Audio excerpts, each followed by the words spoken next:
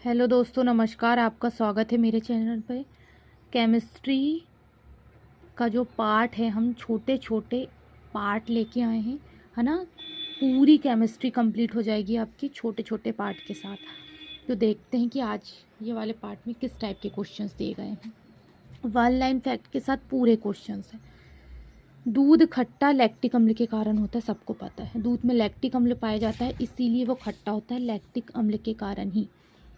Neon gas का प्रयोग जो होता है वो ट्यूब के ऊपर में विज्ञापन चिन्हों के रूप में होता है, नियॉन गैस का प्रयोग।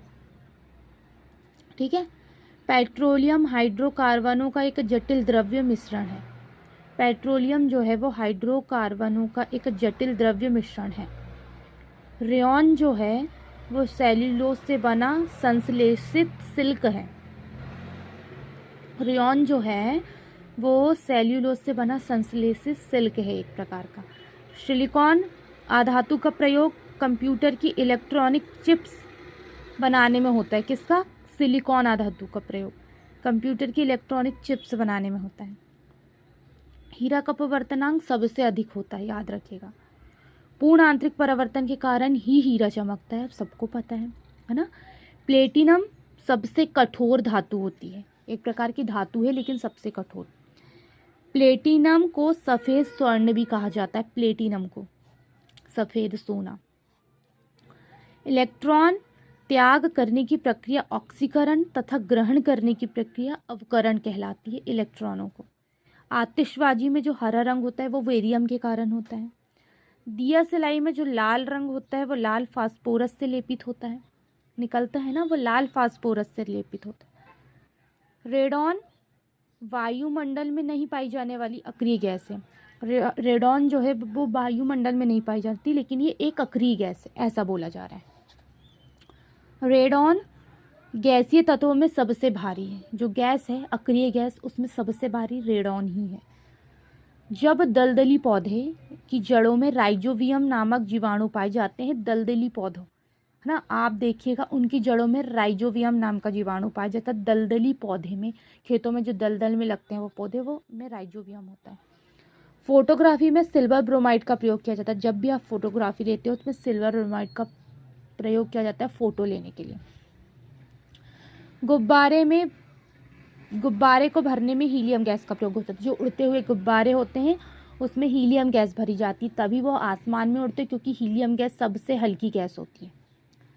नॉन स्टिक बर्तनों में ऊपरी परत टेफ्लॉन की बनी होती है। नॉन स्टिक बर्तनों में, याद रखिएगा।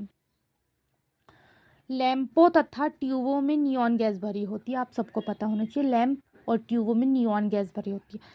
ट्यूबों में, लैंपों में, बल्बों में नियॉन गैस भरी होती है। जल की अस्थायी कठोरता उसमें कैल्शियम एवं मैग्नीशियम के बाइकार्बोनेट लवण में घुले रहने के कारण होती है। जो जल अस्थायी रूप से कठोर होता है उसमें कैल्शियम मैग्नीशियम के बाइकार्बोनेट लवण घुलते हैं, इसीलिए वो कठोर जल कहलाता है। और जल के स्थायी कठोरता में, जो जल मतलब जो नॉर्मल है ना, तो वो कैल्शियम और मैग्नीशियम के सल्फेट तथा क्लोराइड घुला होता है, इसीलिए वो जल की स्थायी कठोरता है। पानी की स्थायी तथा अस्थायी कठोरता को दूर करने के लिए सोडियम कार्बोनेट, जैसे जो जल की अस्थायी कठोरता की स्थायी कठोरता, इन दोनों को दूर करने के लिए हम सोडियम कार्बोनेट का प्रयोग करते हैं, तो नॉर्मल पानी मिलता है हमको। सोना और चांदी के शुद्धिकरण में नाइट्रेट अम्ल का प्रयोग किया जाता है, मतलब HNO3 का प्रयोग किया जाता है सोना और चांदी के शुद्धिकरण में नाइट्रिक अम्ल के रूप में। विद्युत का सबसे अच्छा सुचालक यहाँ चांदी होता है। चांदी ही जो है वो विद्युत का सबसे अच्छा सुचालक है, चांदी। नाइट्रस ऑक्साइड जो है वो N2O को हंसाने वाली गैस कहा जाता है। जो नाइट्रस ऑक्साइड है N2O, उसको हम हंसाने वाली गैस कहते हैं। कृत्रिम वर्षा के लिए प्रयोग में सिल्वर आयोडाइड को लाया जाता है। जो कृत्रिम वर्षा होती है उसमें उसको रोकने के लिए सिल्वर आयोडाइड को प्रयोग में लाते हैं। शुद्ध सोना 24 कैरेट का होता है, सबको पता है। अम्ल वर्षा जो होती है वो SO2 और NO2 गैसों के वायु में रहने के कारण अम्ल वर्षा होती है। SO2 और NO2 गैसों के वायु में रहने के कारण। लोहे का सबसे शुद्ध रूप क्या है? पिटवा लोहा जो है वो लोहे का सबसे शुद्ध रूप है। तो ये हमारी केमिस्ट्री का एक पार्ट और कंप्लीट हो गया है ना। इतने ही क्वेश्चंस आप देखिए और रिवीजन करिए, थोड़ा थोड़ा पढ़िए लेकिन अच्छा पढ़िए, ठीक है। तो यहाँ इतना ही केमिस्ट्री के पार्ट के लिए आज के लिए। कल मैं नेक्स्ट पार्ट लेके आऊँगी। धन्यवाद।